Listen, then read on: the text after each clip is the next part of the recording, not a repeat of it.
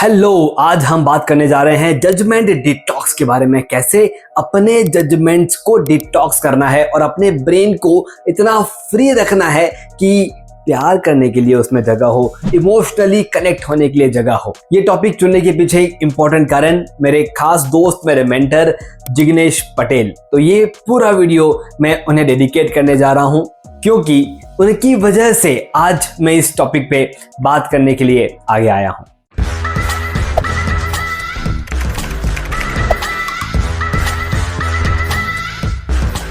Hello दोस्तों, मैं आपका टाइम मैनेजमेंट लाइफ कोच अखिल बाहेती। दोस्तों, हम कहाँ पर टाइम स्पेंड करते हैं, वहाँ के आउटपुट्स ये हमारे साथ कनेक्ट होते हैं। आज एक बहुत ही इंपॉर्टेंट और इमोशनल टॉपिक को टच करने जा रहा हूँ। जैसे कि मैंने बताया, मेरे दोस्त जिग्नेश पटेल ने मेरे साथ एक इमेज शेयर की और उस इमेज में लिखा था कि when you start judging others you don't have time to love them.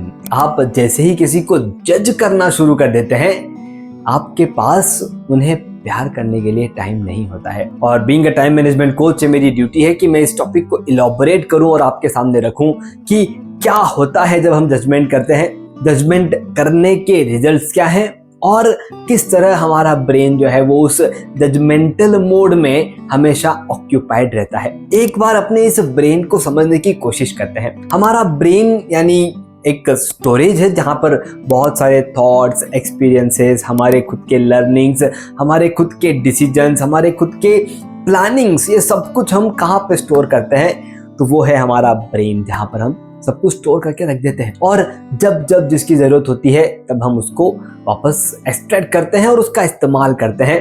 अब एक बार इमेजिन कीजिए, सोचिए कि जब आप किसी को जज करते हैं, जब भी आप उनके बिहेवियर को, उनके एक्ट को, उनके हर चीज़ को जज करना शुरू कर देते हैं, तो एक्चुअली आप क्या करते हैं? कौन सी ऐसी चीज़ है जो आपके स्टोरेज में से बाहर निकलती है? एक बात बताऊं, आप सिर्फ अपने अलग अलग थॉट्स को कनेक्ट करने की कोशिश करते हैं और आपका बहुत सारा ब्रेन, जो हम कहते हैं ना RAM read access memory, ROM read only memory, जो आपका जो रैम है जिसकी वजह से ये ब्रेन फास्ट काम करता है, वो सिर्फ उन थॉट्स को इकट्ठा करने में लग जाता है जो आप सामने बिहेवियर देख रहे हो उसको जज करने में। अच्छा, जज करना मतलब क्या?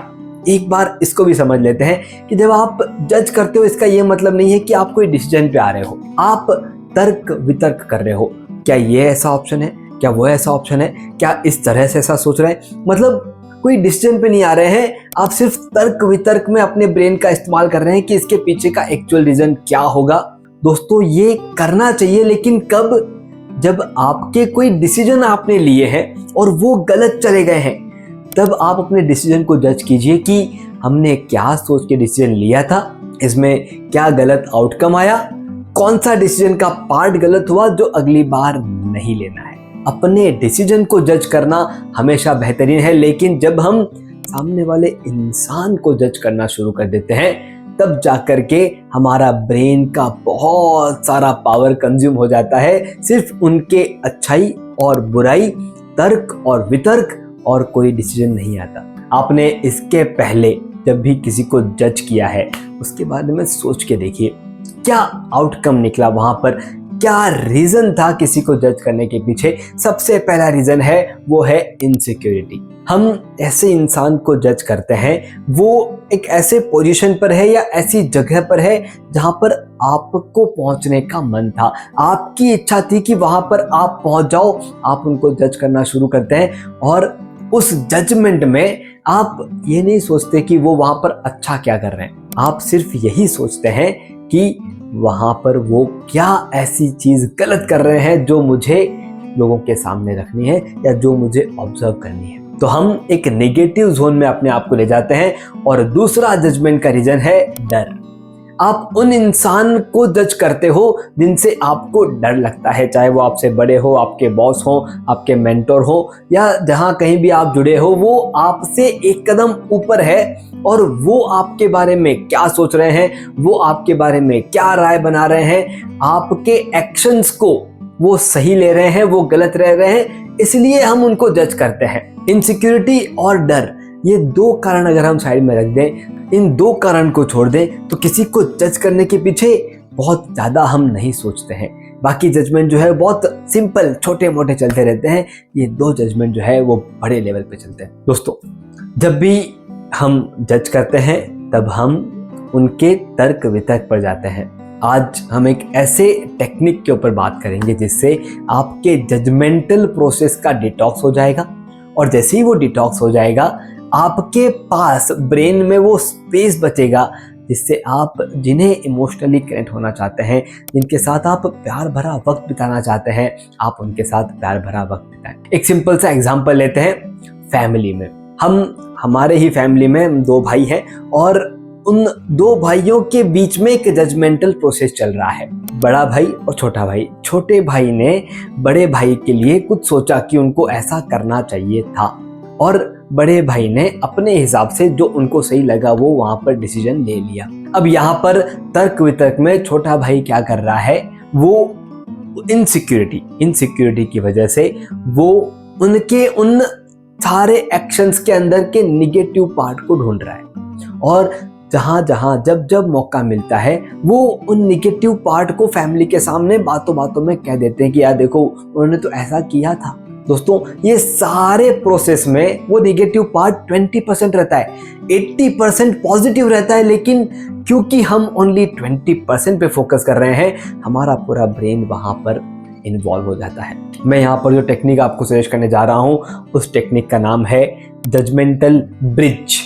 आपको एक ब्रिज बना देना है आपके जजमेंट को पास करने से पहले। एक सिंपल प्रोसेस, क्योंकि देखिए ये एक लाइफ है और उस एक लाइफ में आपको जितनों को प्यार करना है इसी लाइफ में करना है। ऐसा नहीं है कि आप कुछ लिख लें, प्रोक्रास्टिनेट कर दें कि चलो अगले जन्म में इन 5 जनों को बात कर लेंगे, उसके अगले जन्म में इन 5 जनों को मना लेंगे। ऐसा नहीं होना है। जो लाइफ है वो यही लाइफ है, और इसी लाइफ में सारी की सारी पिक्चर पूरी होनी है। तो अगर सारी पिक्चर पूरी होनी है तो हमें क्या करना है, हमें हमारे जजमेंटल प्रोसेस में जजमेंटल ब्रिज नाम का एक टूल इन्वॉल्व कर लेना है। आज के आगे आप जब भी किसी को जज करने के बारे में सोचो, अब एक चीज समझ में आ गई, जजमेंट हम कब करते हैं, जब हम इनसिक्योर हैं, जब हमें कोई चीज का डर है, तब हम जजमेंटल चीजों को शुरू करते हैं। और जब भी इसके आगे आप जजमेंटल चीजों को शुरू करेंगे, आपको ये ब्रिज का इस्तेमाल करना है, और वो ब्रिज है कम्युनिकेशन।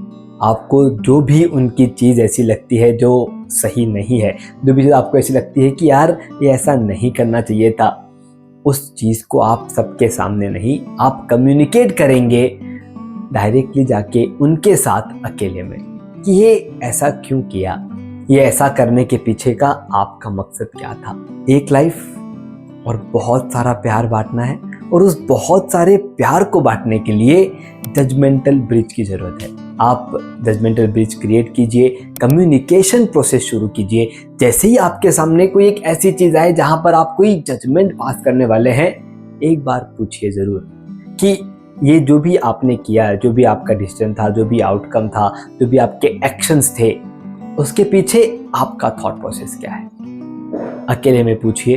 अकेले में पूछने से वो एक्चुअल बात बताएंगे। सबके सामने जब पूछते हैं तो वो भी इनसिक्योर होकर के आधा अधूरा सच बोल देते हैं। Communication is the key to remove your judgemental process. और जैसे ही आपके जजमेंटल डिटॉक्स शुरू हो जाएंगे, आप देखेंगे आपके लाइफ में आपको देखने वाले लोग आपको बड़े ही प्यार से देखेंगे, बड़े ही रिस्पेक्ट से देखेंगे, और आपसे बात करने का मन करेगा, क्योंकि आप जजमेंट पास नहीं कर रहे हैं, आप कनेक्ट कर रहे हैं, आप इमोशनली कनेक्ट हो रहे हैं, और वो आज के लाइफ में बहुत कम लोग कर पाते हैं। जजमेंटल डिटॉक्स कीजिए। जैसे कि मैंने कहा, मेरे दोस्त जिग्नेश पटेल जी ने एक इमेज शेयर की थी कि when you start judging others you don't have time to love them. दोस्तों, प्यार करना शुरू कीजिए। जजमेंट करने के लिए पूरी लाइफ पड़ी है। All the best. मैं आपका टाइम मैनेजमेंट लाइफ कोच अखिल बाहेती। दोस्तों, जब भी कोई सवाल होता है कमेंट बॉक्स में लिखना, ये एक ऑप्शन है जिससे आपके सवाल दूर होंगे, यहाँ पे कम्युनिकेशन शुरू होगा। अगर आपको लगता है कि कोई एक ऐसा दोस्त है जो जजमेंटल प्रोसेस में कहीं अटके हुए हैं, उनके साथ इसे शेयर कीजिए। अगर आपको लगता है कि हमारा जुड़ाव जो है वो हमें और साथ में दूर तक आगे ले जाएगा, तो सब्सक्राइब और फॉलो करना ना भूलें। हमारी टैगलाइन कहती है, manage your time, manage your life.